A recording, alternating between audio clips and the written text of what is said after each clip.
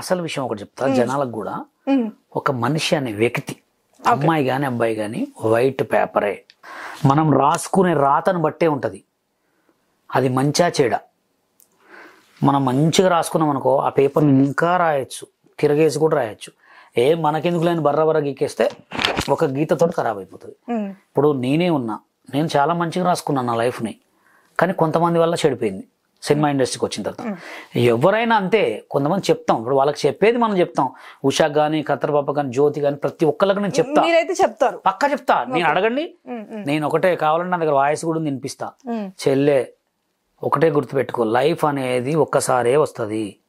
మంచిగా బతకటం నేర్చుకోవాలి, ఎవరితో మాటలు పడద్దు. నన్ను ఎవడన్నా దమ్ముందా, ఎవడన్నా నన్ను అనమనండి, నన్ను ఎవడన్నా మాట అంటాడా? నన్ను అనే దమ్ము ధైర్యం ఎవడికి లేదు. వాడు రక్తం కళ్ళ చూస్తా అంటే కూడా, ఎందుకంటే నా దగ్గర ఏం పొరపాటు లేదు. నేను మంచిగా బతుకుతున్నా, 10 మందికి బతుకుతున్నా. అర్థమైందా? నేను ఎప్పుడు కూడా పొరపాటు చేయను. అది కూడా నా దగ్గర ఉండే వాళ్ళు ఉండాలంట. గుంటి నాగరాజుకి ఎంతోమంది కాల్ చేసి తిడుతుంటారు, గలీజ్ ఫోన్ చేస్తుంటారు. నటనం స్టార్కి ఎంతోమంది ఫోన్ చేస్తుంటారు, గలీజ్ అమ్మని పెళ్ళ అని చెప్పి కామెంట్లు పెడుతుంటారు. ఆ కామెంట్లు పెట్టేటోడికి అమ్మ లేదు పెళ్ళం లేదా? ఒక వీడియో లెక్కనే చూడాలండి. ఇప్పుడు మనం సెల్ పాయింట్ చూడటానికి పోతాం, 100 సెల్లు చూస్తాం. ఈ సెల్ బాగాలేదని పగల కొడతామా?